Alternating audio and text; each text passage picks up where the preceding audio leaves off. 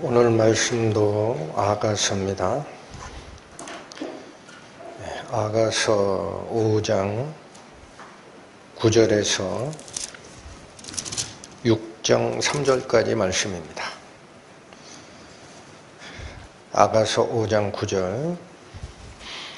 여자 중 극히 어여쁜 자야, 너의 사랑하는 자가 남의 사랑하는 자보다 나은 것이 무엇인가?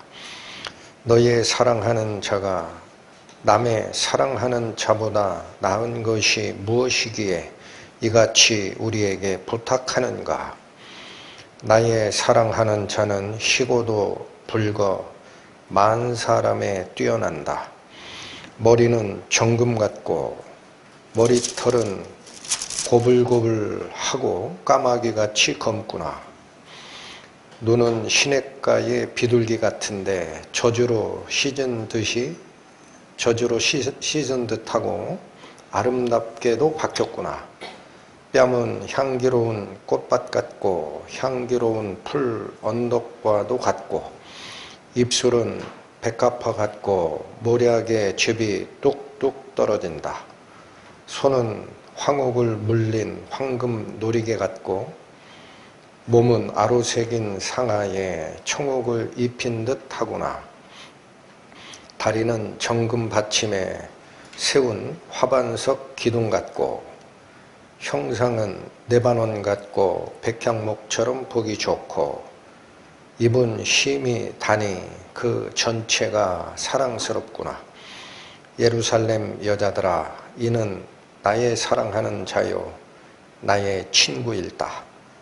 여자 중 극히 어여쁜 자야, 너의 사랑하는 자가 어디로 갔는가? 너의 사랑하는 자가 어디로 돌이켰는가? 우리가 너와 함께 찾으리라. 나의 사랑하는 자가 자기 동산으로 내려가 향기로운 꽃밭에 이르러 동산 가운데서 양떼를 먹이며 백합화를 꺾는구나. 나는 나의 사랑하는 자에게 속하였고 나의 사랑하는 자는 내게 속하였다. 그가 백합화 가운데서 그 양떼를 먹이는구나. 기도하시겠습니다.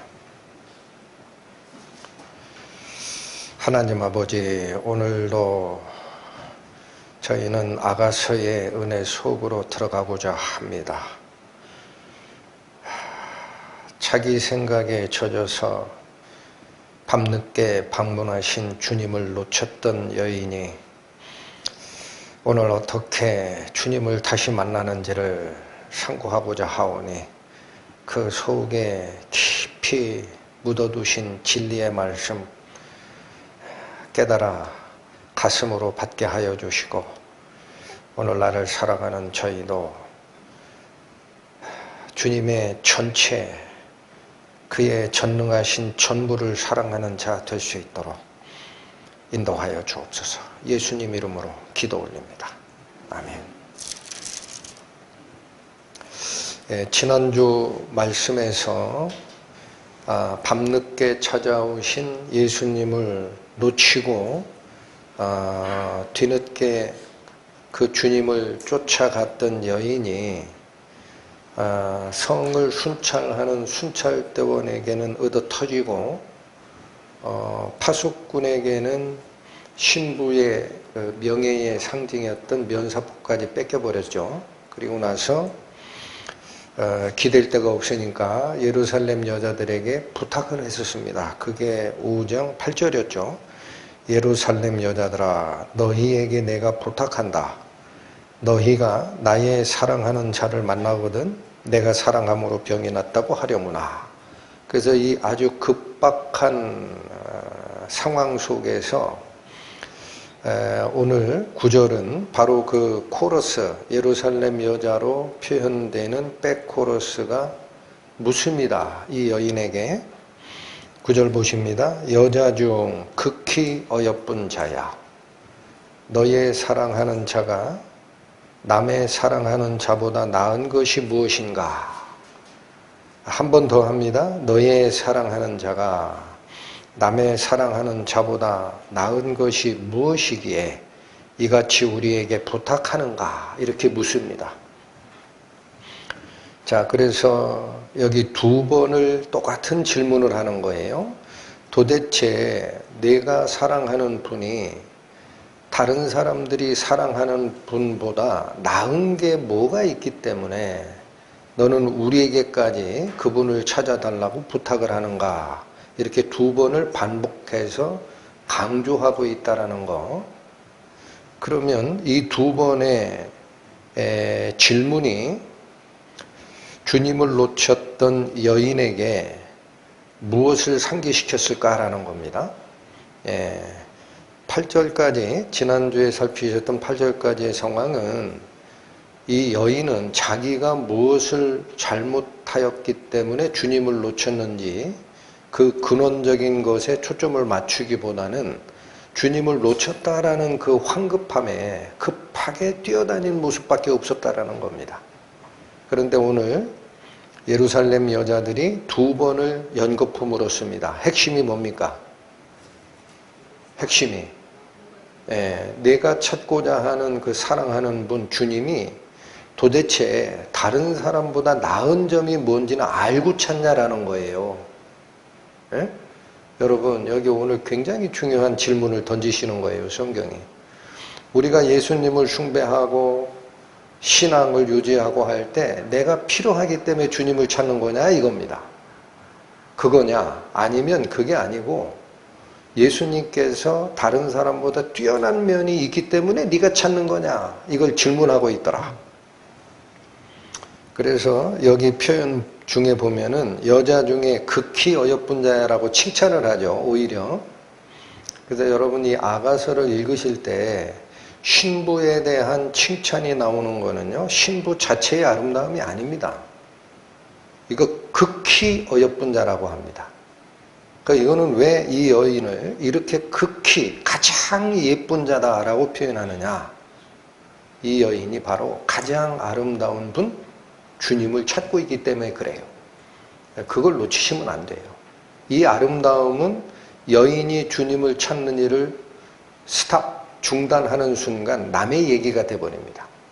그래서 1600년대 중반 이후 29살의 젊은 나이에 주님 앞으로 갔던 아주 젊은 청년이 한 분이 있었어요. 헨리 스카우걸이라는 믿음의 선진인데 30도 못 살고 갔어요.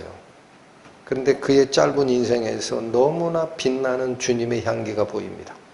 이분은 자나깨나 하나님만 생각하고 주님에 대한 가치만을 찾아 돌아다녔던 젊은 청년인데 사람들이 물었어요. 그래서 당신이 그렇게 사모하는 주님은 무슨 가치가 있기 때문에 그렇소? 라고 했더니 이분이 이런 말을 했답니다. 한 영혼의 가치와 탁월성은 그가 사랑하는 대상을 보면 알 수 있다. 여러분, 이 얼마나 아름다운 표현이에요. 우리가 예수님을 사랑하는 것은, 우리가 가장 아름다운 예수님을 사랑하는 것은 내 영혼이 그걸 추구하기 때문에 나도 역시 내 영혼도 가치가 있고 탁월하다라는 반증이다라는 뜻입니다. 그래서 여러분 9절에 여자 중 극히 어여쁜 자야라고 하는 표현은 그 여자가 아름답다라는 얘기가 아닙니다, 여러분. 그 여자가 찾고자 하는 그분이 가장 아름다운 분이시다라는 거예요. 놓치시면 안 됩니다. 그래서 저는 9절을 읽다가 이거는 우리에게 주는 질문 아니냐라는 생각을 했어요. 그래서 여러분, 주님을 왜 찾으십니까? 왜 찾으세요? 나의 부족함을 채워주실 분이기 때문에 찾습니까? 많은 사람들이 그렇게 찾더라고요. 그 종교가 돼버려요. 그래서 예수님 말씀 중에 일부는 은혜의 말이니까 챙기고 일부는 버립니다. 자, 그렇게 찾느냐? 아니면 그분만이 가장 선하시고 그분만이 가장 완전하신 분이시기 때문에 찾는 거냐?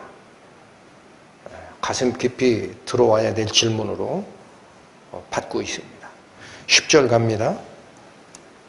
자, 이제 여자가 코러스로 표현되는 예루살렘 여인들이 내가 찾는 사랑하는 그분이 도대체 뭐가 우수한 부분이 있기 때문에 그러느냐라는 이 질문에 자기 자신을 돌아본 거예요.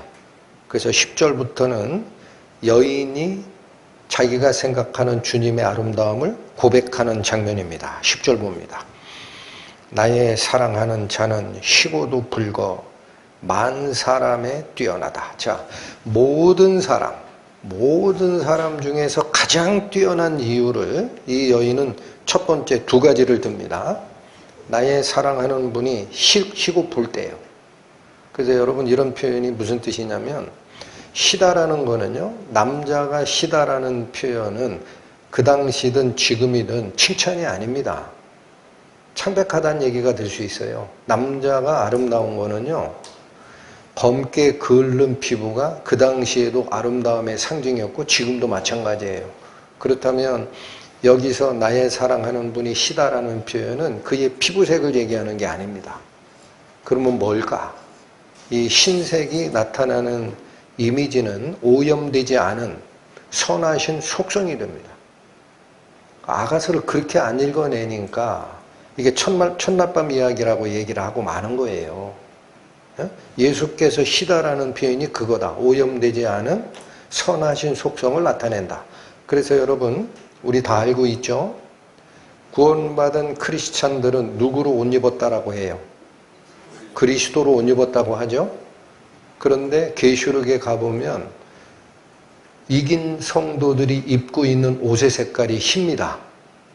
그 예수님이 선하시고 순수하다라는 속성으로 우리가 입혀졌다라는 뜻이에요. 요한계시록 3장 가보십니다. 요한계시록 3장 신약 402페이지 펴보십니다. 요한계시록 3장 4절 5절 보십니다. 4절 그러나 사대에, 이게 사대교회에게 주는 편지였거든요. 그러나 사대에 그 옷을 더럽히지 아니한 자 몇 명이 내게 있어. 자, 그들의 행실이 세상에 물들지 않았다라는 뜻이에요. 그래서 어떠냐? 흰 옷을 입고 나와 함께 다니리니, 그렇게 됩니다. 예수님과 같이 동행하는 삶은 예수님의 선하신 속성인 흰색으로 입은 자만 같이 다니는 거예요. 함께 다니리니 그들은 합당한 자인 연고라. 자, 이게 합당한 징표다. 5절 보세요. 이 흰옷 누가 입어요? 이기는 자는 이와 같이 흰옷을 입을 것이요 내가 그 이름을 생명책에서 반드시 흐리지 아니하고 그 이름을 내 아버지 앞과 그 천사들 앞에서 시인하리라. 여러분 이게 그리스도로 옷 입은 자가 흰색으로 옷 입었다라는 의미가 그 뜻입니다. 본문으로 돌아오십니다. 아가서 5장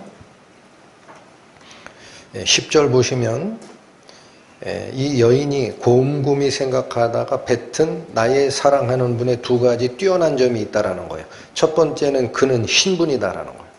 그 다음 또 하나가 뭐라고 표현합니까? 붉다 그러죠. 그래서 이 붉다라는 거는 젊은 혈색을 나타내는 표현입니다. 혈기완성한 젊은이들은 얼굴이 붉다라고 하고 그거는 피부색의 개념보다는 그가 가진 혈색을 나타내는 데 쓰입니다. 그래서 여러분 이 여인이 바라보는 사랑의 대상 주님의 두 가지 속성이 있다라는 거. 하나는 오염되지 않은 선하신 속성을 가지신 분이다라는 거고 또 하나는 혈기완성하신 분이다. 자, 이거를 영적인 개념으로 바꿔버리면 생명과 능력으로 충만하신 분이다라는 거예요. 여러분 그래서 2000년 전에 우리의 죄를 위하여 당신의 생명을 바치실 때 돌아가셨던 그 예수께서는 너무나 반항하는 것이 없이 힘없이 잡혀 돌아가신 모습으로 우리 머릿속에 기억이 되어 있습니다. 그러나 그건 우리를 대신하여 죽는 모습이 그런 것이고 계시록에 가보시면 다시 오실 예수님은 그 어떤 존재보다도 생명과 활력이 충만하신 분입니다. 다시 요한계시록으로 갑니다. 요한계시록 1장 가십니다. 신약 399페이지 펴보십니다.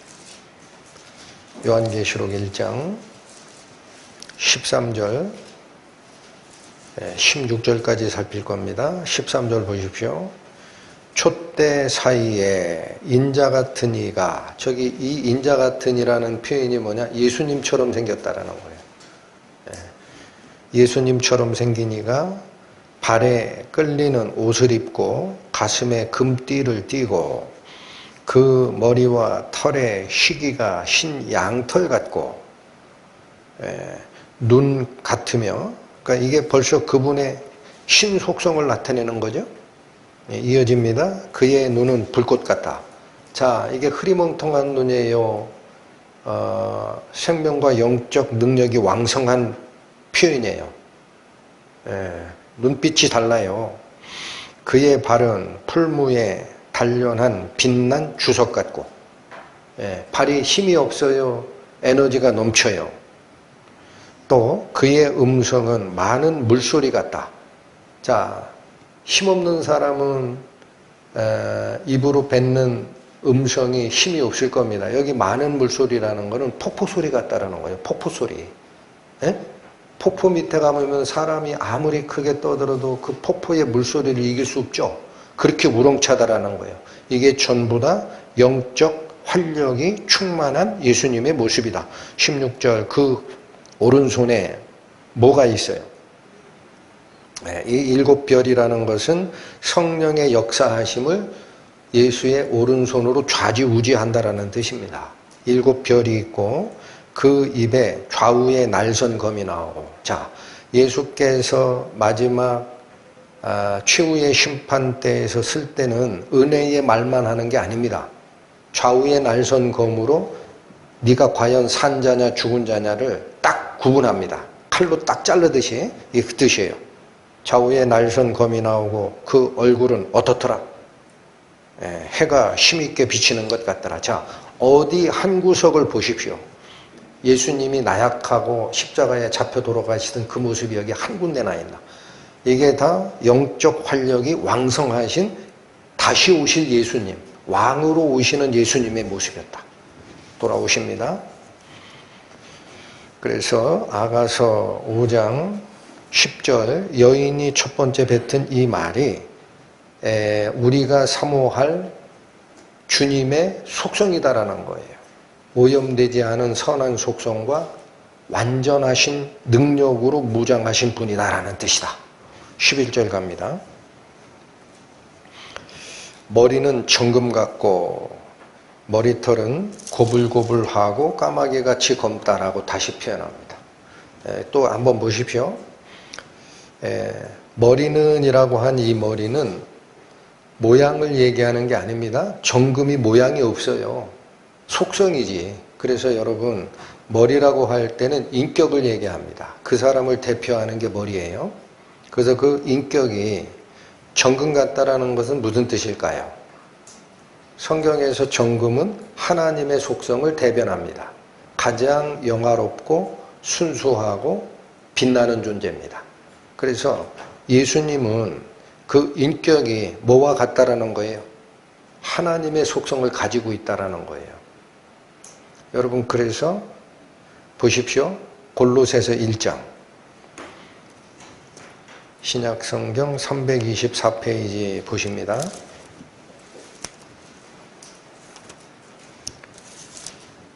골로새서 1장 15절 말씀 보십니다.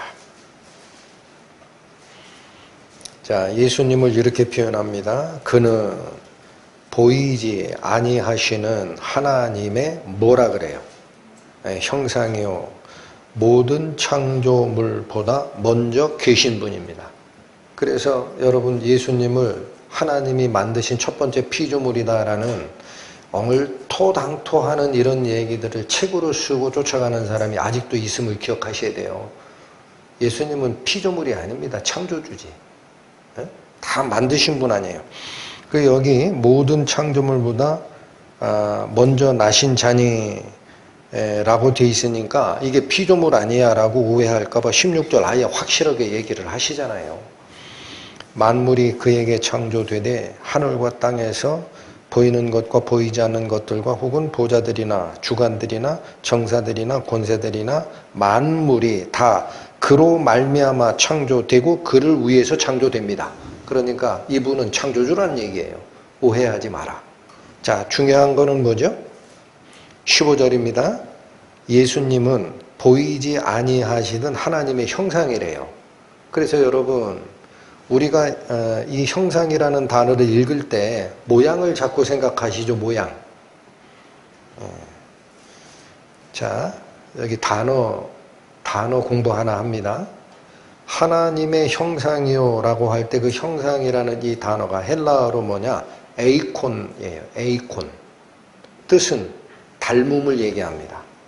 그런데 지금 시대에는 이거를 이해하기 딱 좋은 시대입니다. 이 에이콘에서 영어 아이콘이 나와요.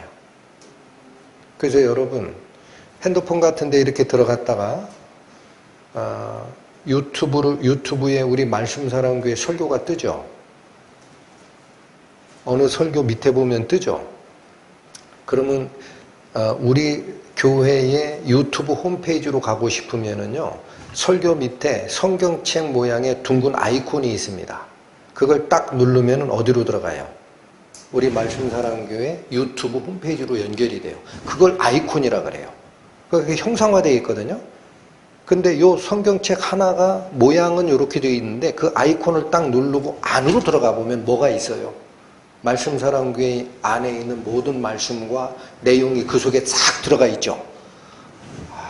얼마나 이해하기 쉽습니까? 예수님은 그런 분이라는 거예요. 에? 은혜롭지 않아요? 예수님이 겉으로는 성경책 하나로 되어 있는 둥근 모습, 그 아이콘 같지만 그걸 딱 누르고 안으로 들어가 보면 그 안에 하나님의 속성이 다 그 속에 있다라는 뜻이다. 할렐루야. 진짜 그러냐? 골로새서 2장 9절 가보세요. 바로 옆입니다. 2장 9절. 예수님을 이번엔 이렇게 표현합니다. 그 안에는, 즉 예수님 안에요. 그 안에는 신성의 모든 충만이, 여러분 이게 무슨 뜻이에요? 신성, 신의 성품. 신의 성품 중 일부예요? 전체예요? 네, 모든 충만이라는 게 그거예요. 하나님의 신적 성품이 차고 넘치거든요. 그 중에 50%, 10%, 70%가 아니에요. 모든 충만. 하나님의 신적 성품의 100%가 그런 얘기입니다. 이 말이. 그게 육체로 거하십니다. 할렐루야. 그러니까 예수님이라는 겉으로 드러나는 모습은 아이콘일 뿐이에요. 그 안으로 들어가 보면 그 안에 하나님의 성품으로 꽉 차 있다. 그 말씀을 가지고 오세요. 아가서로 옵니다. 아가서 5장 11절이 그 뜻입니다. 머리가 정금 같다라는 얘기는 예수님의 머리, 인격이 정금, 하나님의 속성을 그대로 가지고 있는 분이다라는 얘기예요. 이어지기를 머리 털은 고불고불하고 까마귀같이 검다라고 합니다.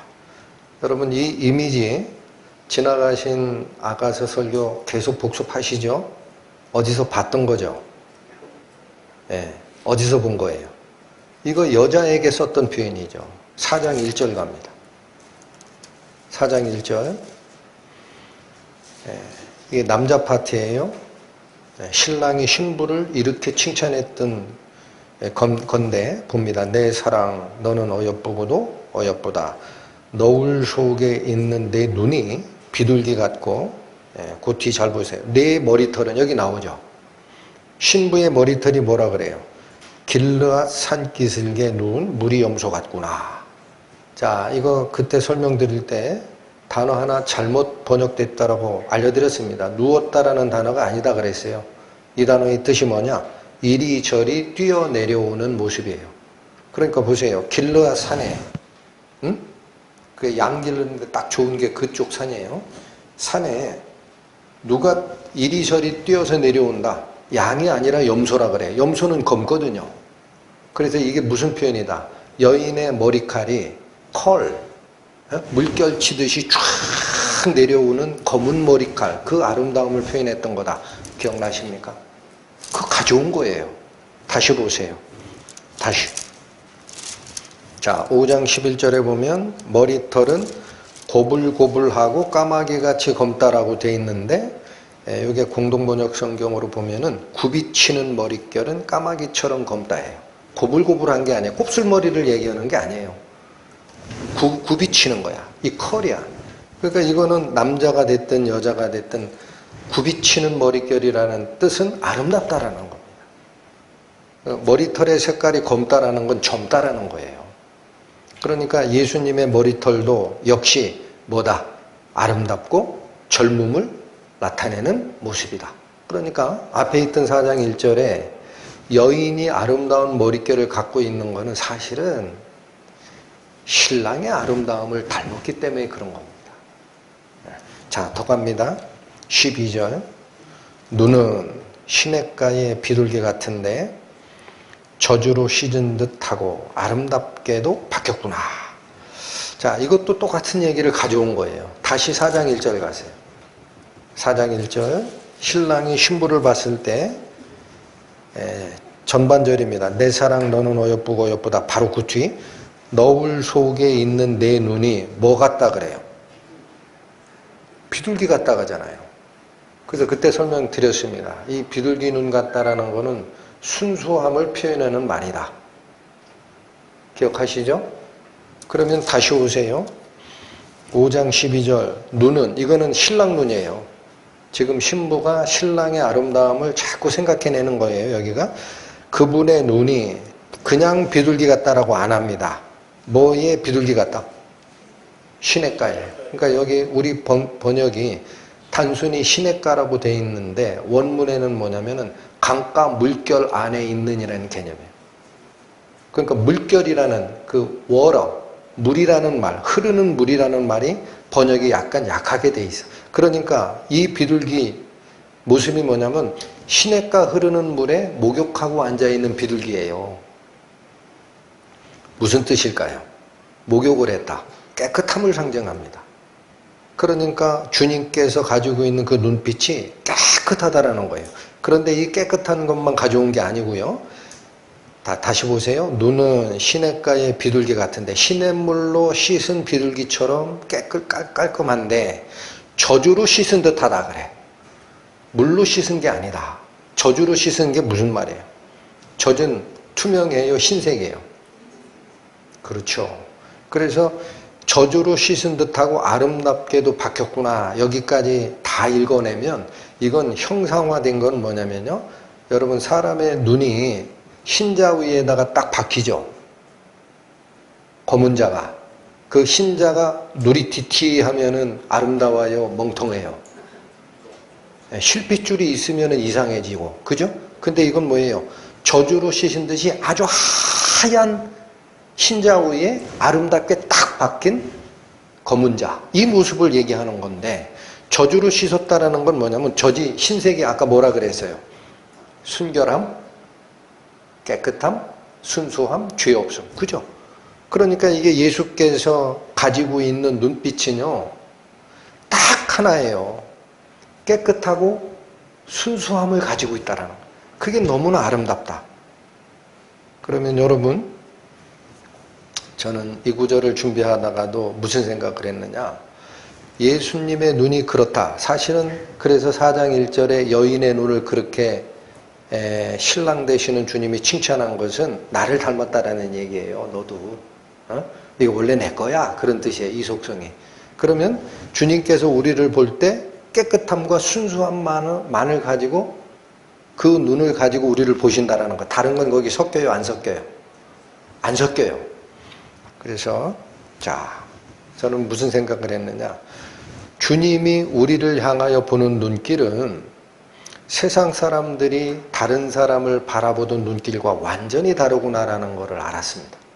사람들은 다른 사람들에게 재물을 약속하면서 유혹을 합니다. 그 속된 눈길로 바라봅니다. 야, 이 사람을 어떻게 잘 좀, 당신 나하고 좀 같이 연합도 하고 내 말 들으면은 돈 벌게 해줄게 해가지고 꿰는 그 눈길이 많아요. 사람은. 이게 속된 눈길이야. 또 당신 다른 사람 쫓지 말고 나를 쫓아오시오. 그러면 내가 성공한 다음에 권력과 영광을 너한테 나눠줄 거야 라고 하는 정치꾼의 눈길도 아닙니다. 예수님은 우리를 바라보는데 속됨이나 또는 나눠먹기식의 정치적인 어떤 야합이나 이런 눈길이 그 눈 속엔 아무것도 없다.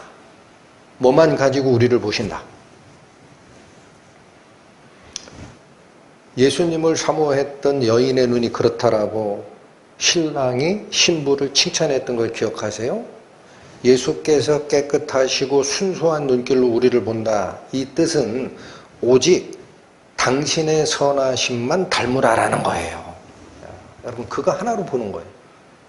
나머지는 다 나에게 맡기라. 내가 너를 보는 깨끗함과 순수함, 그 눈빛을 보고 너희도 그 삶을 살아가라. 13절로 갑니다. 뺨은 향기로운 꽃밭 같고 향기로운 풀 언덕과도 같다. 자, 이제 다시 뺨을 설명하는데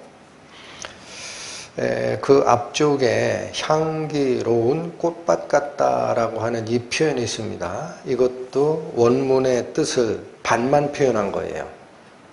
원래 원문의 의미를 살리면은요, 향기가 나는 풀이 심겨진 밭두둑 같다라는 거예요. 여러분 농사짓는 분들 아시죠? 농사질 때 어떻게 해요?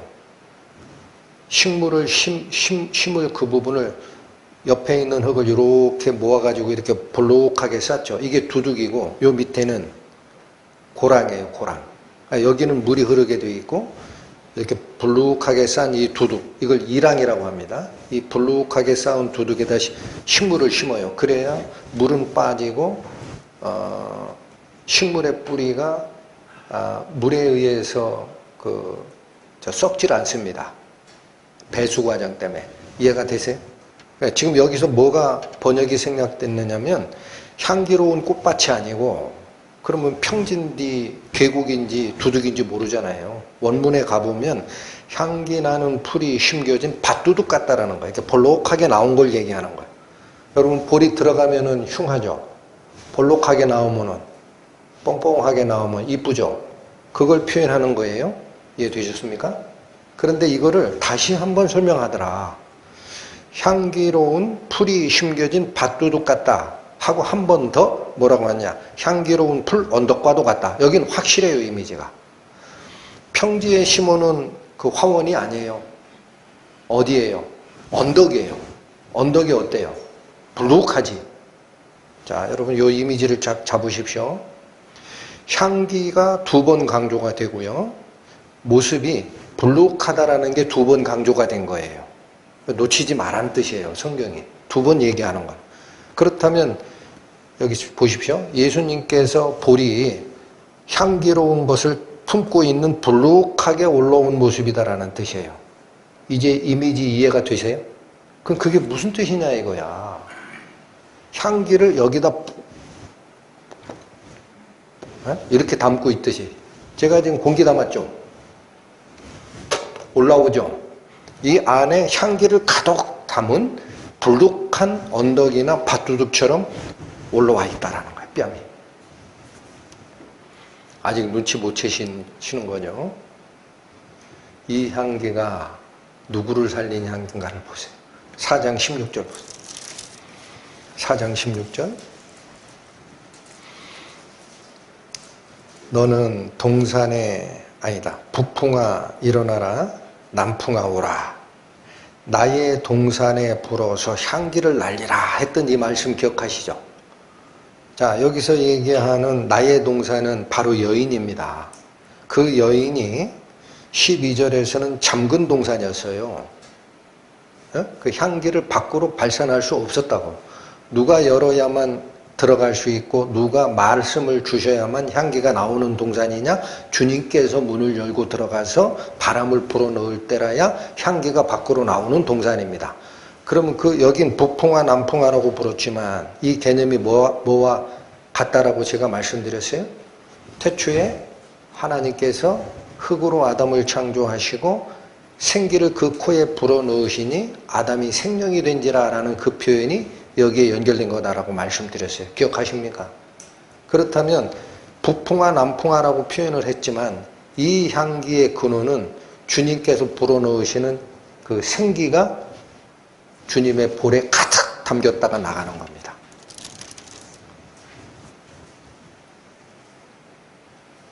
이미지가 이해가 되십니까? 그래서 자꾸 주님은 향기가 가득한 꼴대기다라는 거예요. 응? 향기로운 풀이 있는 언덕처럼 불룩하다라는 거예요. 그 속에 꽃향기를 가득 담고 계신 그게 예수님의 이 볼의 모습이다. 그래서 거기서 바람에 불어라라고 얘기했던 이 향기가 잠근 동산이었던 사랑하는 성도, 당신의 신부의 향기가 나오도록 다 만든 원천이다라는 거예요. 이런 이미지를 놓치시면은 아가서는 첫날밤 얘기밖에 안 된다. 한 번 더 갑니다. 13절 또 보세요. 뺨은 향기를 바라는 풀이 심겨진 밭두둑 같고 그 뜻이에요. 밭두둑이랑 또 향기로운 풀 언덕과도 같이 불룩하다. 요 얘기를 설명을 한 다음에 입술로 갑니다. 입술은 뭐 같다 그래요? 백합화 같고 또 모략의 즙이 뚝뚝 떨어진다 그래. 이게 무슨 말씀일까요? 입술이 백합화 같다. 이 말은 입술을 신부, 아내 된 신부의 입술을 표현하던 곳을 가봐라라는 거예요. 가보십니다. 4장 3절 보세요. 4장 3절. 자, 이게 신랑이 신부의 입술을 표현하는 문장입니다. 내 입술은 뭐 같다 그랬어요? 자, 그래서 이 홍색실 같다라는 말을 어떻게 이해하라 그랬어요? 모양으로 보면 전혀 이해가 안 됩니다. 홍색실이 얼마나 얇아요? 그럼 신부 입술이 그렇게 얇으면 그건 귀신이지. 이거는 뭐를 얘기하는 거냐? 입술은 발음기관이에요. 발음. 그래서 신부의 입에 뭐를 달고 산다? 주님의 보혈을 달고 산다. 기억하십니까? 그러니까 신랑 되신 예수님의 입장에서는 그 입이 얼마나 이뻐요. 요즘 젊은 세대들은 어떻게 하면 돈을 벌까? 우리나라 주가지수가 5천을 넘었네, 6천이네. 어떻게 하면 돈을 벌까? 서로 만나면 집은 어떻게 사는 거고, 이 얘기로 평생 이 12시간 내내 이 입에 그런 것만 달고 사는데, 어떤 한 사람이 있어. 근데 그 사람이 하는 말에 이 발음하는 이 입술, 발음기관이 뱉어내는 것들은 전부 예수님의 보혈에 대한 얘기뿐이야. 그럼 예수님이 그 사람을 사랑할까 안 할까? 말해서 뭐합니까? 이해가 되시죠? 잘 이해가 안 되시는 분은 지나간 설교 다시 보셔야 돼요. 아가서는 한 번에 이해되는 게 아니에요. 그런데 지금 여기 다시 오십니다. 이제 신부되는 이 아내가 신랑의 입술을 뭐 같다라고 표현해요? 백합화 같대요. 이게 무슨 말이에요?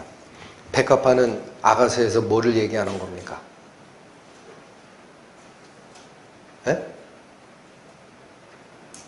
신부 얘기하는 거예요. 아내. 에? 여기 보세요.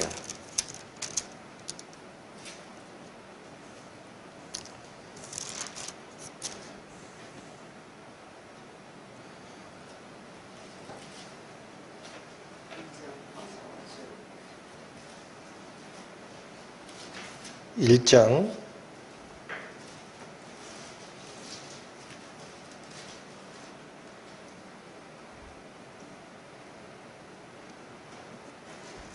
2장입니다. 2장 1, 2절이에요. 1절은 여자가 하는 파트입니다. 나는 샤론에 수선하여 골짜기에 뭐라? 백합화라고 그래. 이게 의미는 뭐냐면은 아무도 돌보지 않는 계곡이나 산에 핀 야생화를 얘기하는 표현이다 그랬어요. 자기를 낮춘 건데 2절은 남자 파트입니다. 남자가 아니라 그래요. 신랑께서 뭐라 그래요? 여자들 중에 내 사랑은 가시나무 가운데 뭐라? 그러니까 다른 것은 향기가 없지만은 나의 사랑하는 내 아내는 향기 나는 백합화야 라고 얘기했어요. 백합화를 얘기할 때 아가서는 누구를 얘기하는 거다? 네, 신부입니다. 그러니까 이게 무슨 말이냐, 신랑의 입술에 신부만을 달고 산대요. 아셨죠? 네. 앞에서 신부의 입술이 홍색실 같다라는 표현이 그거라 그랬어요. 신부가 입술로 발음해내는 그런 단어나 내용들이 전부 예수님의 보혈에 대한 찬양이었다. 그런데 여기서는 신랑은 입술에 뭐를 달고 살아요? 입술에 뭐를 달고 살아요? 신부의 아름다움을 달고 살아요.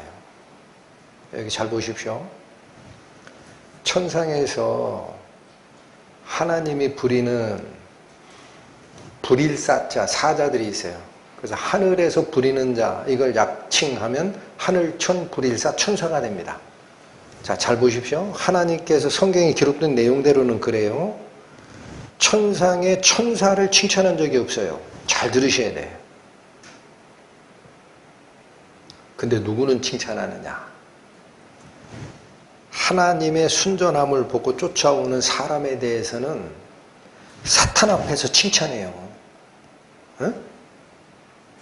그게 하나님 입에서 나오는 칭찬이야. 사람의 아름다움을 받느냐 네가? 한번 가보십니다. 네, 이게 어디 나오냐면 욥기 1장에 나와요. 욥기 구약성경 761페이지 펴보십니다. 욥기 1장. 자, 이것 때문에 욥은 시험에 들고 죽을 고생을 합니다. 자기가 별로 잘못한 것도 없는데 하나님의 매를 만난다라고 하는, 지상세계에서 볼 때는 이해가 안 되는 욥의 고난이에요. 이게 어디서 시작되느냐를 보십니다. 욥기 1장 8절 보세요. 욥기 1장 8절. 하나님이 말씀하십니다. 욥기 1장 8절. 여호와께서 사단에게 이르시되 내가 내 종 욥을 주의 깊게 보았느냐 그럽니다. 그러면서 그와 같이 순전하고 정직하여. 자, 엄청 칭찬이죠? 어? 하나님의 보시기에 욥이 순전하고 정직하대요. 그래서 뭐냐? 하나님을 경외하게 됐다라는 거예요. 어? 그래서 이 욥은 악한 것에서는 떠난 자라는 거예요. 악에서 떠난 자가 세상에 있다 없다. 그러니까 여러분, 이런 칭찬 천사에게 하는 거 보셨어요? 하나님 입에서? 없어요. 하나님을 존경하고 쫓아오는 그 순전함과 정직함, 그게 하나님의 속성이거든요. 그것을 가지고 하나님을 경외하는 자를 하나님은 누구 앞에서 다 떠버리고 다니십니까? 여기 자녀들 기르신 부모님들 알 거예요. 자녀가 원래고사 봤는데 1등 성적 100점짜리 하나 가지면은 자동적으로 입이 열리잖아요. 우리 애가 이번에 100점 맞았다니까 얘가 50점 맞던 애야. 하잖아. 그거 똑같아. 하늘아버지께서는 당신의 자녀된 인간이 하나님의 속성을 본받는 모습을 보면은 있죠. 천사들 다 모여 그러는 거야. 사탄아 너도 와봐. 어? 너도 봤지? 봤지? 너 도로다니며 잘 봤냐? 욥 봤냐? 걔 있잖아. 가장 순전하고 정직해. 그래서 나를 경외하고 걔는 악을 싫어해. 세상에 이런 자가 없어. 이렇게 칭찬했다가 난리가 나는 거 아니에요. 사탄이 뭐라 그래요? 하나님 말씀에 이 일을 제기합니다 그러잖아. 당신이 복 주니까 그렇지. 복 뺏어 보시오. 욥이 그때도 다 하나님을 사랑하는가? 그래? 그럼 뺏어라. 걔 생명을 손대지 말고. 하루아침에 자기가 치든 염소 때, 양 때 다 죽어버렸어요. 도둑이 치고 뭐 벼락 맞고. 그러고 욕 하나 보자 했더니 다시 하나님을 경외하거든. 내가 어머니 뱃속에서 빈손으로 오고 이런 것들은 하나님이 주신 걸 가져갔으니 하나님 다시 영광을 받아서. 그러니까 사탄이 또 올라왔어요. 하나님 한 번 다시 봤냐? 네 말대로 내가 복 줘가지고 나를 경외하는 게 아니잖아. 재물 다 뺏었는데도 아직 나 욕하지 않고 하나님 경외하잖아. 그랬더니 이번에는 그의 몸을 치러서 그러잖아. 두 번째 시험이 오잖아요. 그죠? 하나님 뭐라 생명만 목숨만은 손대지 말고 어디 하고 싶고 다 해봐라. 그래가지고 여기에 막 두드러기가 나고 피부병이 나고 기왓짝으로 긁어야 되는 이 마지막 시험이 가잖아요. 끝까지 욥은 하나님을 욕하지 않았어요. 그 나중에 어떻게 했어요? 사탄과 하나님과의 이 쟁송의 문제가 하나님이 인간을 칭찬하는 것 때문에 시작된 거예요. 그게 하나님이 입에서 달구라는 거예요. 백합화를 달고 있다고 아시겠습니까? 여러분 백합화가 되십시오. 하나님 입에서 이 자는 칭찬받을 자다. 지금 보고 계실 거야. 얘를 봐라. 얘 다는 안 봐도 돼. 요 모습 하나 봐라. 얼마나 아름답냐. 입에 달고 다니는 거야. 이해했으리라 믿습니다. 그것 때문에 사탄하고 전쟁이 일어난 거예요. 다시 아가서로 오십니다. 5장 13절에 후반부였죠. 입술은 백합화 같다. 그러니까 입에서 나오는 이야기가 전부 당신을 사랑하기 때문에 쫓아오는 신부 얘기밖에 없다라는 거예요. 백합화를 계속 입에 달고 산다. 이분이. 그 다음 모략의 즙이 뚝뚝 떨어진다. 이게 무슨 말이에요? 입에서 모략의 즙이 떨어진다가 무슨 말일까? 여러분 이 표현도 한번 나왔어요. 예? 예, 5장 5절 가세요. 5장 5절. 신부가 밤늦게 찾아온 신랑을 귀찮다라고 민기적거리다가 신랑이 떠나기 전에 마지막에 한 수를 딱 두고 가죠. 손을 문틈 사이로 싹 집어넣어서 예수님의 손에 묻혀있는 모략향기를 딱 맞게 합니다. 그리고 이분은 가버렸어요. 그랬더니 그 모략향기에 정신이 번쩍 나가지고 내가 미쳤지? 정신 나간 짓을 했구나? 하고 일어나가지고 그 문빗장을 딱 여는데 여인의 손에서 뭐가 떨어진다고 돼 있어요. 모략이. 5장 5절 보세요. 5장 5절. 은혜로운 말씀 계속 복습하시기 바랍니다. 일어나 나의 사랑하는 자 위하여 문을 열 때 모략이 내 손에서 모략의 즙이 내 손가락에서 문빗장에 떨어지는구나. 여러분 이거 가져오는 거라는 거예요. 자, 그래서 여기 다시 오세요. 예수님의 입술에서 뭐가 떨어진다는 얘기다. 13절의 후반절이에요. 입술은 백합화 같고 모략의 즙이 뚝뚝 떨어진다. 예수님의 입에서 모략의 즙이 떨어진다는 게 무슨 말일까? 여러분 생활의 염려와 나태함 때문에 밤늦게 찾아온 예수님을 놓쳤던 그 여인을 깨운 것은 모략향기입니다. 예수님의 손이 들어가서 발산시켰던 모략향기에 그 여인이 깨어나는 거예요. 정신 차리는 거예요. 그런데 이 모션에서는 예수님 손에 있는 모략향기가 여인의 코에 들어가서 정신 차린 거지만 사실은 이 시대를 살고 있는 우리 성도들이 신앙이 나태해지고 세상 생활의 염려와 나태함 때문에 말씀이 저 멀리 느껴지고 마음이 어두워졌을 때 우리를 깨우는 능력은 예수님 입에서 떨어지는 모략이에요. 그게 뭐예요? 생명의 말씀이에요. 예수님의 말씀 속에 주님의 죽음의 의미가 다시 우리 마음속에 들어오는 겁니다. 여러분 그걸 꼭 기억하셔야 돼요. 그 여인의 손에서 모략이 뚝뚝 떨어졌다는 얘기는 주님께서 우리를 위해 돌아가셨던 죽음의 의미가 그분의 말씀을 통해 이 시대를 살고 있는 신약성도 우리들도 다시 가슴속에 쫙 비치게 됩니다. 그래서 신약성경에서는 뭐라 그래요? 신약성경에서는 자는 자들아 죽은 자 가운데서 일어나라. 뭐가 비치리라? 주께서 너희에게 비치시리라 하도다. 그 말씀이 탁 들어오는 거예요. 어두움 속으로. 이해되시죠? 할렐루야. 이게 다 그 뜻이다. 14절 갑니다. 자, 여기가 어렵습니다. 손은, 자, 예수님 손을 지금 설명합니다. 황옥을 물린 황금 놀이개 같다 그래요. 그 황금 놀이개에 놀이개라고 번역된 단어이죠. 손에 쥐고 노는 거니까 그렇게 표현한 것 같아. 이거 번역이 뜻을 아무것도 모르게 해놨어요. 황금 노리개라고 할 때 그 노리개 있어요. 갈릴이라고 읽히는 히브리어인데 이 단어의 원래 뜻은 둥근 막대, 봉을 얘기합니다. 봉. 둥근 막대, 손에 쥐고 있는 봉. 그럼 그게 뭐야? 황금봉? 여러분 이게 뭘까? 성경에서 손에 봉을 쥐고 있다라고 할 때는 지휘봉을 얘기합니다. 그래서 왕정 시대에는 왕의 손에 지휘권을 상징할 때 아름답게 이 위에다가 장식한 봉을 손에 들어요. 그걸 뭐라 그래요? 홀이라 그래요. 홀.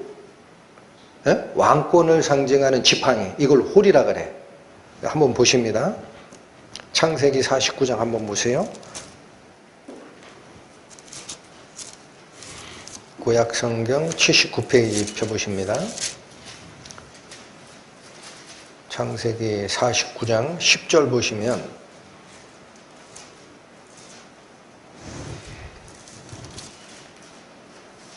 야곱이 자기 12아들에 대해서 축복과 저주의 말씀, 미래의 상황을 예언할 때 유다에게 준 말이에요. 유다. 창세기 49장 10절 보시면 홀이 유다를 떠나지 아니하며 라고 하죠. 이 홀이 뭐냐? 왕권의 상징인 왕의 손에 쥐고 있는 봉입니다. 짧은 지휘봉이에요. 이걸 홀이라 그래요. 홀이 유다를 떠나지 아니하며, 그 다음에 이걸 다시 표현한 게 뭐냐? 치리자의 지팡이가 그 발 사이에서 떠나지 아니한다. 그러니까 홀이라는 단어를 다시 표현할 때는 뭐라고 표현한 거냐? 치리자의 지팡이예요. 이해가 되세요? 통치권자의 지팡이, 손에 쥐고 있는 봉, 이걸 홀이라고 하더라. 자, 그런데 오늘 본문에서는 번역이 황금 노리개라고 잘못됐다 그랬어요. 이게 원래 뜻은 뭐다 그랬어요? 노리개가 아니라 둥근 막대 봉을 얘기하는 단어다. 그래서 아가서 5장 14절에 손은 황옥을 물린 황금 노리개 같고 라는 이 표현에 황금 노리개가 이제 정확하게 바꾼다면 황금으로 된 홀을 얘기하는 거예요. 막대기. 예?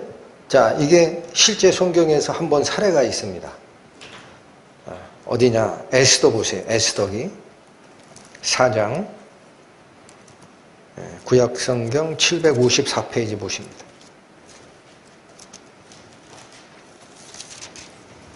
바쁩니다.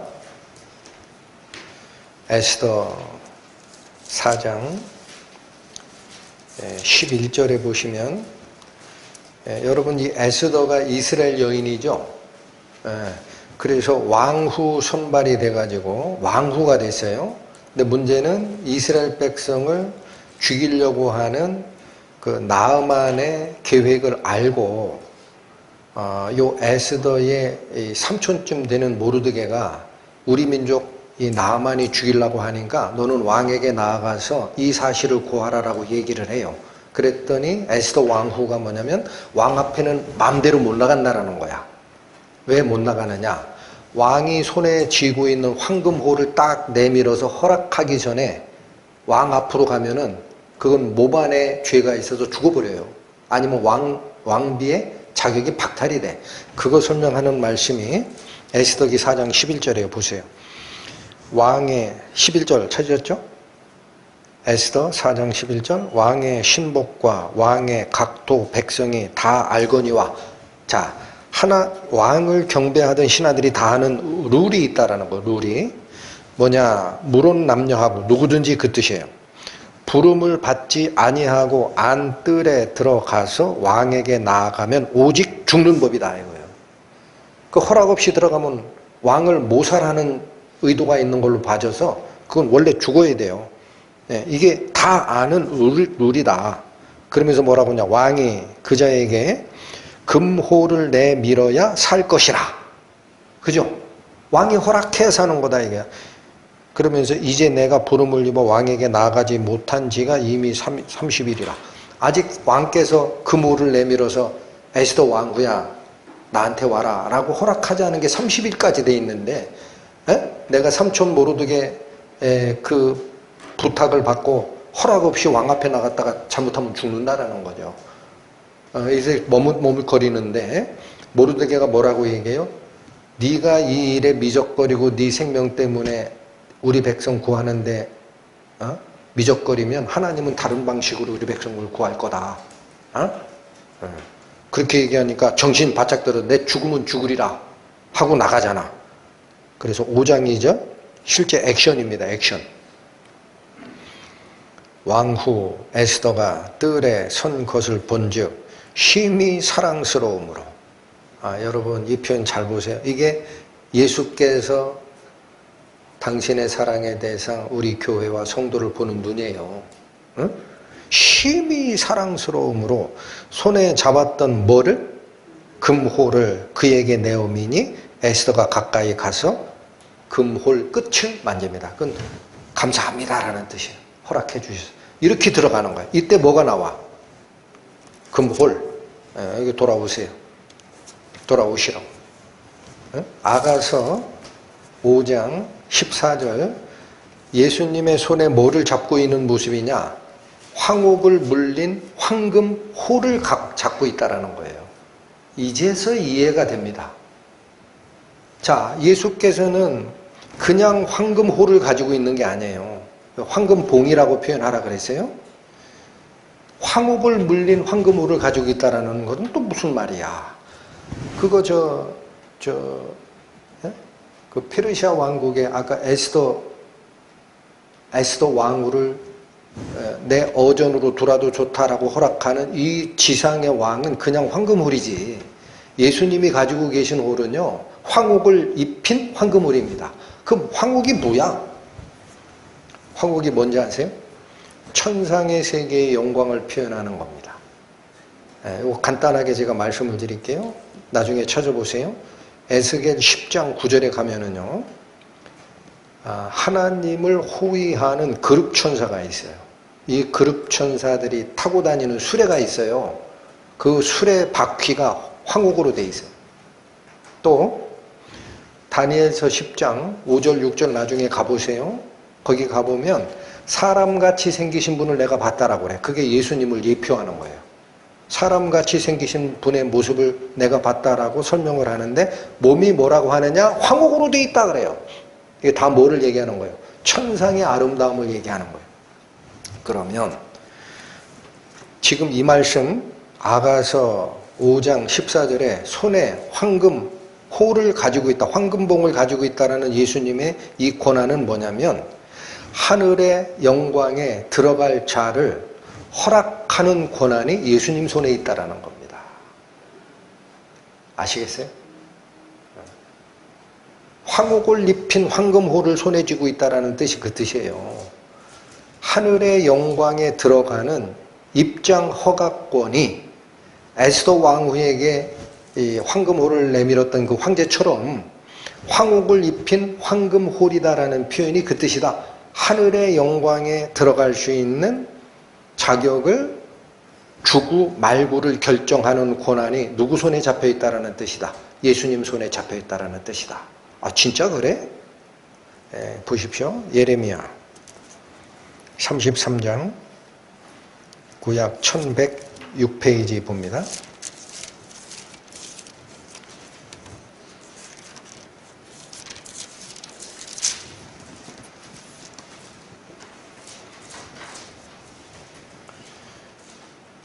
예레미야 33장 13절 보시면,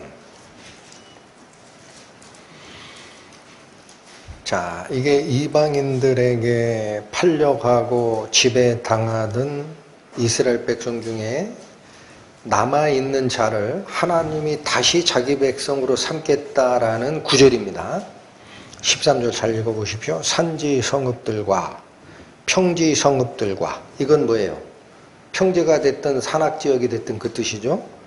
남방의 성읍들과 베냐민 땅과 예루살렘 사면과, 이거는 이스라엘 백성이 거주하는 전 지역을 이렇게 표현하는 거예요.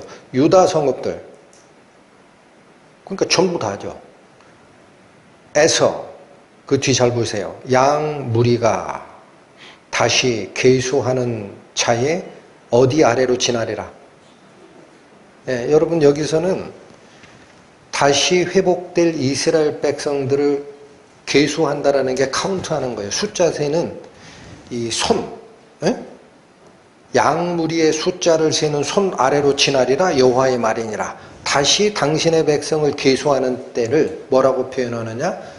그 목자장의 손 아래로 지나간다라고 그래요. 한 군데 더 보십니다. 에스겔서 20장 보세요. 구약 1180페이지입니다. 에스겔서 20장 36절에서 38절까지 봅니다. 여기도 똑같은 상황을 얘기하는 거예요. 이방 민족에게 고통을 받고 하나님의 징벌을 받다가 남아있는 자들에 대한 표현입니다. 에스겔 20장 36절 38절까지 볼 겁니다. 36절 내가 애굽 땅 광야에서 너희 열조를 국문한 것 같이. 자, 이 이스라엘의 선조들을 하나님 말씀을 듣지 않는 통에 광야에서 48년간 시련을 당했잖아요. 그거 얘기하는 거예요. 이해되시죠? 다시 보세요. 내가 애굽 땅 광야에서 너희 열조를 국문한 것처럼, 그렇게 시험을 주고 벌을 준 것처럼 그 뜻입니다. 너희를 국문하리라. 그러니까 이 에스겔 시대에 남아있는 거는 이게 북이스라엘이 있는 때예요. 그 당시에도 이게 잘못된 길을 가고 있거든, 이스라엘 백성이. 그래서 다시 너희들을 징치하겠다라는 데, 나 여호와의 말이니라. 내가 너희를 막대기 아래로 지나가게 하며 언약의 줄로 매려니와. 이게 무슨 말이 나와요? 그 징벌을 하는 것을 통과한 자들을 뭐 아래로 지나가게 하는 거라 그래? 막대기 아래. 그 다음에 이거를 뭐라 그래? 약속의 줄로 다시 선정하는 거다. 남아있는 이스라엘 백성을 다시 약속의 줄로 묶어주고, 이제 새로운 백성의 숫자에 네가 들어와도 좋다라고 허락하는 모습을 여기서는 뭐라고 하느냐? 막대기 아래로 지나간다 그러죠. 아까 예레미야에서는 어디 아래로 지나간다 그래요? 숫자를 세는 자의 손 아래로 지나간다 그래요. 이해가 되세요? 여러분, 이 두 개가 의미하는 게 뭐냐? 오늘 본문의 아가서에 예수님의 손에 황옥을 입힌 황금 막대기, 황금봉이 있다, 그 뜻이에요. 그 뜻이라고. 그 예수님 손에 황옥, 하늘의 영광에 들어갈 자들을 선택하는 에스더 왕후에게 두라도 좋다라고 했던 그 왕의 그 황금울처럼 그 하나님의 영광에 들어갈 자를 선택하는 그 손의 영광이 누구에게 있다는 뜻이다.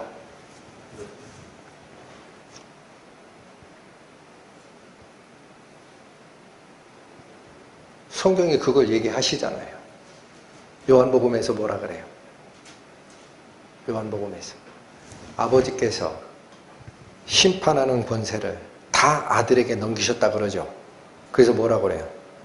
나로 말미암지 않고는 아버지께로 올 자가 없느니라. 아멘. 예수께서 그 고난을 가지고 있다라는 거예요. 다시 아가서로 오십니다. 아가서로 오십니다. 14절에 손에 황옥을 입힌 황금 홀, 황금 봉이 있다라는 뜻이 그거다. 또 이어집니다. 몸은 아로새긴 상하에 청옥을 입힌 듯하구나. 자, 여기 또 아로새긴이라는 표현이 원래는 칼 같은 것으로 이렇게 매끄럽게 하는 것을 얘기합니다. 이 히브리어 단어가 매끄럽게 깎아내다라는 단어의 명사형이에요. 그래서 이것은 새겼다라는 개념이 아니라 매끄러운이 더 가까워요. 우리 한글 성경 말고 다른 쪽 번역에서는 매끈매끈한이라고 번역합니다. 그러니까 이 이미지가 맞아요. 뭐냐? 몸은 매끈매끈한 상아 같다라는 거예요. 그러니까 이게 형상화시키면은 신랑 되시는 예수님의 몸이 꺼끌꺼끌하다, 매끈하다. 그 상아 같다라는 건 뭐예요? 단단하고 고귀하다라는 거예요. 네, 그 이미지를 가져오는 거고, 중요한 거는 청옥을 입힌 듯하다라는 말이 이것도 의미가 여기 있는 거예요. 청옥이 뭐예요? 사파이어예요. 사파이어. 예, 여러분 여자분들 사파이어 반지 받으면 좋아하시잖아. 파란 하늘색입니다. 그 사파이어를 청옥이라고 하는데 보석에 눈 돌리지 마시고 청옥이 성경에서 뭐를 얘기하느냐를 보셔야 돼. 나중에 이것도 가보십시오. 에스겔서 1장에 보면은 에스겔 선지자가 하늘에 계신 하나님의 보좌를 봐요. 그때 하나님께서 앉아 계신 의자, 그 재료가 청옥입니다. 그러니까 여기 잘 보세요. 14절에 예수님의 손과 예수님의 몸을 비유할 때 우리 지상에 있는 사람들이 알아들을 권한과 아름다움과 고귀함을 섞어 쓰지만 항상 빠지지 않고 들어가는 게 황옥과 청옥입니다. 그게 뭐냐? 하나님의 영광, 하늘의 영광이에요. 여러분 계시록에 하늘로부터 내려오는 새 예루살렘에 가보면은 12성곽이 있어요. 성벽이 있다고 아무도 못 들어오게 막아놓은 12문이 있고 12성곽이 있어요. 성곽의 종류가 황옥, 청옥이 들어가요. 거기도 들어간다고. 어디도 들어가요. 구약의 제사장들이 대제사장이 지성소에 들어가기 전에 여기에 에봇에 보석 12개를 물리게 돼 있죠. 이게 이스라엘 12지파를 상징하는데 여기도 황옥과 청옥이 들어가요. 다 어디에 들어갈 자격이 있는 자다라는 뜻이다. 하늘의 영광. 할렐루야. 예수님의 몸을 다시 표현한 다음에 15절 갑니다. 다리는 정금 받침에 세운 화반석 같다. 여러분 화반석이라는 게 꽃화자에 무늬반자를 써요. 그 꽃무늬가 나오는 돌 화반석이라고 하는데 우리가 알고 있는 대리석입니다. 그냥 밋밋한 대리석이 아니라 그 꽃무늬처럼 화려한 무늬가 나오는 대리석을 화반석이라고 그래요. 그러니까 예수님의 다리는 대리석 기둥처럼 매끈하고 튼튼하다라는 건데 어디에 받쳐져 있다? 정금에. 그러니까 여기도 또 금이 나오고 여러분 화반석은 언제 사용되는지 아세요? 이게 성전의 재료입니다. 다윗이 하나님이 허락한 이스라엘에 주어진 영토를 정복하느라 다윗의 생애는 전쟁의 생애고 손에 피를 묻힌 자예요. 그래서 하나님께서 다윗에게는 성전 건축을 허락하지 않아요. 너는 내 대에는 안 된다. 너는 피를 묻혔지 않느냐. 그래서 네 아들 솔로몬 왕 때 성전을 짓게끔 하자 하고 하나님이 허락하는데 다윗의 열정이 얼마나 많은지 재료는 자기가 다 모아놔. 그때 돌로 된 재료는 지금 뭐라고 돼 있죠? 화반석, 대리석, 가장 고귀한 대리석을 준비해 놓고 수도 없이 쌓아놔요. 그 다음에 백향목, 목재는 백향목, 레바논의 백향목 가져오고 그때 쓰인 재료가 뭐다? 화반석이다. 그 얘기는 역시 성전, 하나님이 계신 곳에 대한 영광을 표현하는 거더라. 자, 이제 물질로 하다가 15절의 마지막에는 이 생명체로 바꿉니다. 다리는 정금 받침에 세운 화반석 기둥 같고 튼튼하고 영화롭고 아름답다라는 거죠. 형상은 이라는 거는 이건 전체적인 모양이에요. 전체적인 모양이 뭐 같다 그래요? 레바논 같고 백향목처럼 보기 좋다. 자, 레바논의 백향목을 왜 비유를 할까? 보석이 아무리 좋고 대리석의 문양이 아무리 좋아도 거기로만 비유하면 그 무생물이에요. 생물체로 비유한 거야. 그래서 여러분 성경에도 보면 느부갓네살 왕을 하나님이 뭐라고 하냐? 하늘 꼭대기까지 닿은 너는 백향목이었다 그래요. 가장 영화롭고 권위가 있는 왕이었다. 그러나 어느 순간 내가 그걸 베버리겠다 그래. 그래도 네가 인간 세상을 하나님이 다스리고 또 필요한 정권은 하나님이 주고자 하는 자에게 주는 거구나라는 걸 깨달을 때까지는 7년 동안 너는 신하들에게 배신받아서 제야에서 살리라 하고 나중에 돌아와서 깨닫잖아요. 느부갓네살 왕이. 그래서 자기가 다스리고 있는 바벨론 제국 전체에다가 방을 붙여요. 내가 이거를 깨달아노라. 너희도 여호와 하나님 이외에는 섬기지 마라 하고 방을 붙인다고. 그때 가장 영화롭고 귀한 존재를 뭐라고 하더라? 레바논의 백향목이라고 하더라. 그래서 이 표현은 한마디로 가장 크고 뛰어난 생명의 존재로 예수님을 표현한 것이다. 자, 16절 갑니다. 입은 심이 다니. 여러분, 입이 심이 달다라는 게 무슨 말이에요? 여기도 한번 보십시오. 원어로 들어가면 이 입은 거죽을 얘기하는, 외모를 얘기하는 입이 아니에요. 입 속을 얘기해요. 입 속. 또 하나의 뜻이 있어요. 사람의 입 속에서는 무슨 작용을 하느냐? 음식의 맛을 봐요. 그죠? 그래서 이 단어, 헤크라고 하는 이 단어, 히브리 단어는요, 안쪽 입을 얘기하는 데 쓰고 또 하나는 입맛을 얘기하는 데 씁니다. 입맛. 입 속에서 일어나는 작용, 입맛. 그러니까 여기 표현도 그래요. 입이 심이 단다는 게 뭐예요? 여러분, 이런 걸 자꾸 첫날 밤이라고 얘기하는 분들은 신랑의 입술이 신부랑 이 입맞춤을 할 때 여기가 너무 달았다는, 아니라니까요. 쓸데없는 소리들 하지 마시라고. 원어를 들어가 보면 알아요. 이건 속입이에요, 속입. 그래서 입맛이야. 그래서 입이 심이 달다라는 건 뭐냐면 예수님의 입에서 나오는 뭔가가 달달하는 거야. 네? 예수님의 입에서 나오는 게 달다? 그게 뭐를 상징할 때 쓰였는가를 봐야 되죠. 뭐에 쓰였을 것 같아요?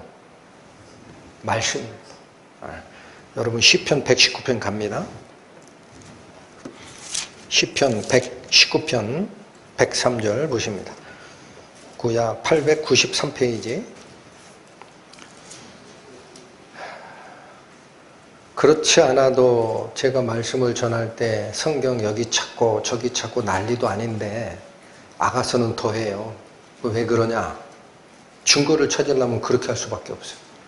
그렇지 않으면 엉뚱한 얘기를 하고 끝나버려요. 시편 119편 103절 보세요.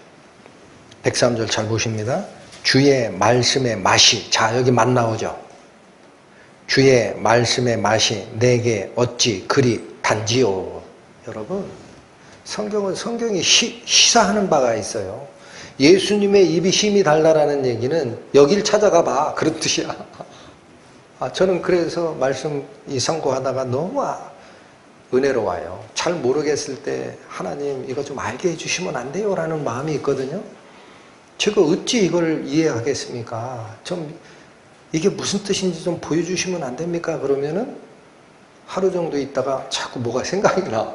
쫓아가 여기 나와. 여기 딱 나오잖아. 주의 말씀의 맛이 내게 어찌 그리 단지요. 자, 이게 무슨 얘기야? 자, 내 입에 뭐보다 달라? 꿀맛보다 더 달래. 그럼 이게 무슨 말이냐? 잘 보십시오. 주의 말씀이 내 입에 달다라는 뜻은 딱 하나를 얘기하는 겁니다. 쓰면 뱉죠. 달면 삼키죠. 그 얘기는 주께서 하신 말씀 중에 뱉어낼 말이 하나도 없다라는 거야. 다 내가 기꺼이 받아들일 만큼 사모할 대상이 된다라는 뜻이다. 할렐루야. 그래서 102절 나오잖아. 바로 앞에 가보세요. 이걸 이렇게 설명한 거였어요. 102절을. 102절이 뭐예요? 주께서 나를 가르치셨으므로. 여러분, 하나님 말씀 중에 나를 칭찬하는 말은 다 삼켜요. 달거든. 그런데 있잖아요. 주께서 나를 교훈하는 말씀은 힘들어. 웬만하면 쓰니까 뱉으려 그래. 근데 이 시편 기자는 지금 뭐라 그래? 주께서 나를 가르치셨다. 이게 뭐예요? 교훈의 말이에요. 너 잘못했으니까 이거 돌려라. 이 가르치셨으므로 내가 주의 규례에서 떠났어요? 떠나지 아니하였어요?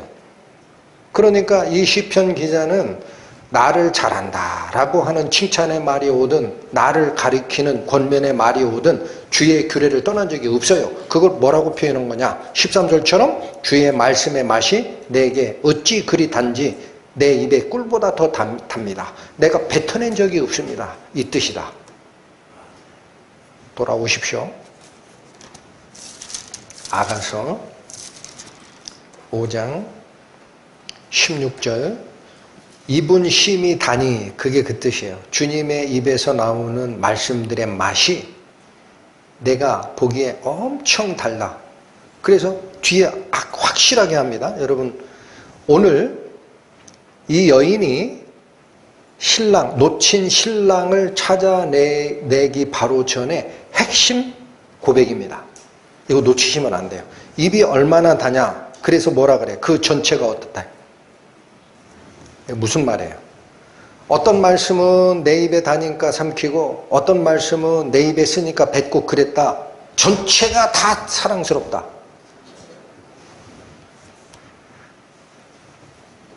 시편 119편 103절에 있는 시편 기자의 가감없는 고백이 바로 이 상태를 얘기하는 것을 아셔야 됩니다. 자, 여기 굉장히 중요한 거예요. 여인이 밤늦게 찾아왔던 신랑을 놓치는 이유가 뭐였을까요, 여러분? 뭐였어요? 내가 이미 옷도 벗고 발도 씻고 잘라고 누웠는데 늦게 오서 나보고 일어나라고 깨우면 내가 귀찮아서 어떻게 합니까? 그랬잖아. 그죠? 예수님이 언제 와서 문을 두드리고 열어달라고 하든 예수님은 하나님이시고 예수님은 절대적인 때와 장소와 시기를 정하시는 분이고 언제 오시더라도 그때가 맞는 때입니다. 아멘 하고 열었어야지. 취사 선택을 했던 거예요. 이 여인이 예수님을 놓친 이유가. 그런데 5장 16절의 마지막이 가장 핵심입니다. 주의 입에서 나오는 말씀들이 얼마나 단지. 그래서 그 전체가 사랑스럽대. 여러분, 여인이 바꿨어요, 마음을. 내가 잘못했다. 하나님 말씀의 일부는 받고 일부는 버린 게 이게 잘못이구나. 하나님 말씀 전체는 아름답다. 전체는 완전하다. 전체가 사랑할 만한 의미가 있다. 여러분, 우리는 어떤 마음인가요? 네? 인문학적 사고의 틀 안에서 예수님을 경배한다고 하고 신앙을 유지하는 사람들은 이게 안 돼요, 여러분. 절대자라는 개념을 이해를 못한다고. 일부는 취해.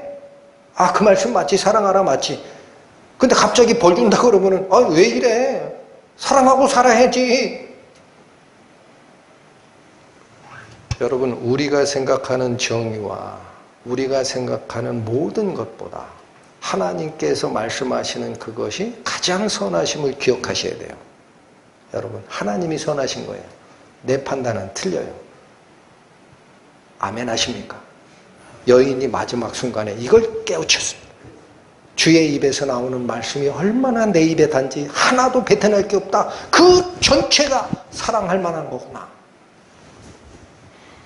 이게 그의 고백입니다. 16장으로 갑니다. 다시 예루살렘 여자들 코러스가 받습니다.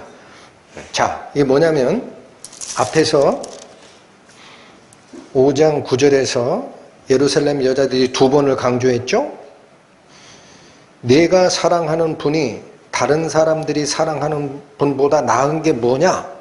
한 번 더 얘기해요. 내가 사랑하는 분의 나은 것이, 다른 사람이 사랑하는 사람보다 나은 것이 뭐길래 우리 보고 찾아내라 라고 얘기하느냐 해서 여인으로 하여금 급한 마음을 뒤로 제껴놓고 예수님께서 어디가 아름다운지를 다시 생각하라 라는 질문을 딱 던진 겁니다. 그랬더니 쭉 예수님의 속성과 예수님의 고난과 예수님의 능력을 딱 상고하다가 마지막에 여인이 도착한 목적지가 어디냐? 주의 입에서 나오는 말씀들은 힘이 다니 뱉어낼 게 하나도 없다. 그 말씀 전체가 사랑스럽다라는 고백을 딱 하고 끝납니다. 그랬더니 이번엔 누가 동했어요? 질문자가 동했어요. 그게 16장 1절이에요. 예루살렘 여자들도 난리가 난 거야. 보세요. 여자 중 극히 어여쁜 자야. 너의 사랑하는 자가 어디로 갔는가? 너의 사랑하는 자가 어디로 돌이켰는가? 우리가 너와 함께 찾으리라. 야, 그렇게 아름다운 게 예수님이었어? 그게 절대성이고 그게 선이고 그게 절대 능력이야? 그럼 나도 찾아야지. 같이 가자. 여러분, 그래서 한 사람의 아까 제가 말씀드린 헨리 스카월 같이 30을 못 살고 요절했던 그 젊은 청년 마음 속에 담았던 마음이 그거예요. 한 영혼의 가치와 탁월성은 그가 사랑하는 대상을 보면 알 수 있다. 그래서 이 여인이 극히 아름다운 여인이 되는 겁니다. 뭐를 발견했기 때문에 그래요? 그가 사랑하는 대상이 완전한 자 주님을 발견했기 때문에 흠이 하나도 없어요. 이걸 딱 듣자마자 예루살렘의 여인들이 나도 같이 나서자 하는데, 여러분 2절 3절이 결론인데 이 여자들이 찾아줬어요? 그렇지 않아요. 예루살렘 여자들이 도망친 예수님 찾아줬어요? 그렇지 않아요. 이제 들어갈게요. 아무 관계없어요. 그들 때문에 찾는 게 아니에요. 2절 보십니다. 나의 사랑하는 자가 자기 동산으로 내려가 향기로운 꽃밭에 이르러서 동산 가운데서 양떼를 먹이며 백합화를 꺾는구나.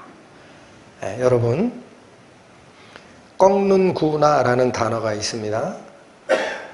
이거를 의미가 더 잘 통하게 바꿔주셔야 돼요. 이 원래 단어는요, 꽃을 꺾다 그러면은 해하는 건지 모르잖아. 그 뜻이 아니고 거두어 들이다라는 단어예요. 바꿔주세요.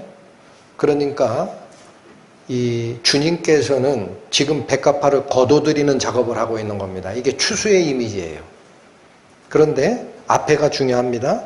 나의 사랑하는 그분이 자기 동산으로 내려가서 향기로운 꽃밭에 이르러 동산 가운데서 양떼를 먹인다라는 이 표현의 의미가 뭐냐?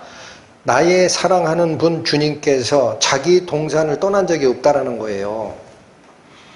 여러분, 예수님은 우리를 진정 우리의 영을 거듭나게 하신 이 교류가 있었던 사랑하는 대상, 성도들은 예수님이 떠난 적이 없어요. 그분 여전히 그 동산 안에 있다고. 아시겠어요? 그분은 여전히 그 동산을 떠나지 않아. 또 하나 나오는 말이 그거예요. 동산 가운데서 뭐를 하고 있어요? 자, 양떼를. 그러니까 이거죠. 주님은 당신의 사랑 신부를 떠난 적도 없고 또 양떼 먹이는 일을 그만둔 적도 없다. 주님이 이 일을 쉰 적이 없다. 그런데 왜 나는 주님을 놓쳤을까? 왜 놓쳤어요? 내 마음이 어두워져 있기 때문에 그래요.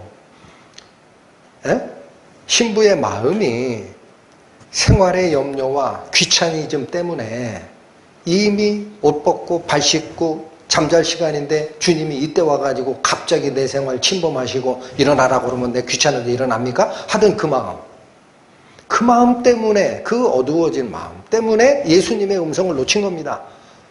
예수님이 우리를 떠난 적이 없습니다. 이해가 되십니까? 전에 이런 예화가 있어요.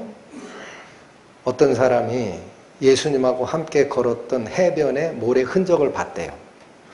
저기서부터 두 사람이 오는 발자국이 보여. 그러더니 어느 구간은 발자국이 한 사람 발자국만 있어. 그래서 이 사람이 예수님께 물었대요. 주님이여, 왜 이 구간에서는 나를 떠나셨나이까? 예수님 뭐라고 답변 주신지 아세요? 얘야, 그땐 내가 너를 업고 간 그 구간이다. 그래서 내 발자국밖에 없어. 네 발자국이 없어. 주님은 우리를 떠나신다, 안 떠나신다? 주님을 놓친 이유는 그럼 뭡니까? 내 마음속의 귀차니즘과 생활의 염려와 이것 때문에 주의 음성이 안 들렸던 겁니다. 그러니까 예루살렘 여자들이 찾아준 게 아니라 내 속에 여전히 계신 예수님을 이제 발견하는 거예요. 이 여인이 스스로. 여전히 거기 계시구나.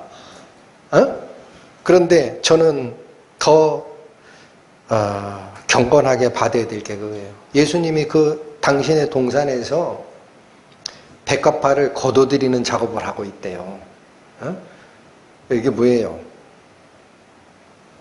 시련을 주고 이 꽃이 제대로 핀 꽃이면 거두고 그렇지 않으면 버리고 하는 선별 작업 중에 있어요.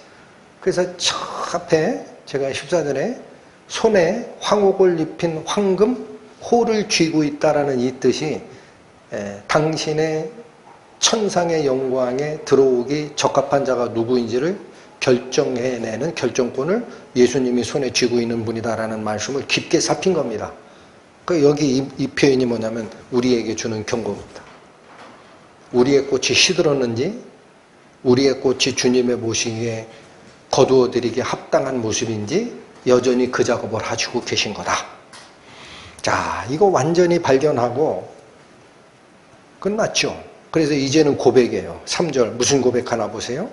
나의 사랑하는 자가 나는 나의 사랑하는 자에게 속하였고, 즉 신부는 신랑과 연합됐다라는 거죠.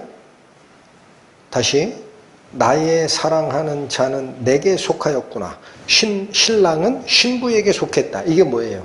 완전한 연합입니다. 완전한 연합. 이걸 다시 발견합니다. 그러면서 역시 입에서 뱉는 마지막 말은 내가 그를 만났다라고 안 해요. 잃어버렸던 주님을 만났다고 얘기를 않고 그가 백합화 가운데서 그 양떼를 먹이는구나. 이분이 우리 성도를 떠난 적도 없고 이분께서 양을 먹이시는 목자장의 역할을 쉰 적도 없구나. 내가 착각했구나. 이렇게 고백하고 주님을 완벽하게 다시 찾습니다. 그래서 저는 오늘날을 살아가는 우리 신약 성도들도 마찬가지입니다. 신앙에 어둠이 나오고 할 때 꼭 남 탓을 합니다. 제가 그래서 내가 상처받았다니까. 예수님은 왜 쟤한테는 복을 주고 나한테는 고난을 주는 거야? 별의별 상대적 가치, 상대적 시각에서 다 판단하고 재단해요. 하나님은 그런 적이 없습니다. 여러분, 내 마음이 어두워진 거예요. 내 마음이. 이걸 오늘 돌이키고 하나님의 절대적인 말씀의 맛에 단맛으로 받아들이고 그 전체의 말씀이 사모하기에 충분한 말씀들입니다 라는 마음 가슴에 간직하고 살아가는 저희도 있으면 합니다. 기도하시고 마치겠습니다. 하나님 아버지, 자신의 생활 패턴과 맞지 않고 귀찮다라는 마음 때문에 밤늦게 찾아왔던 신랑을 놓쳤던 이 신부가 오늘 신랑이 어디 계신지를 다시 발견하는 은혜의 말씀 참고하였습니다. 주님께서는 우리 속에 여전히 계시고 당신께서 양떼를 먹이시는 영적 양육의 활동을 쉰 적이 없지만 문제는 저희들의 마음에 그늘이 드리워지고 나태해졌기 때문에 그 빛을 잃어버렸다라는 사실에 고개를 숙입니다.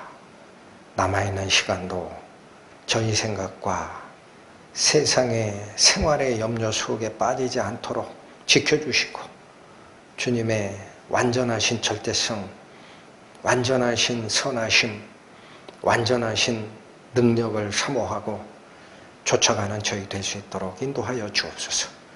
예수님 이름으로 기도 올립니다.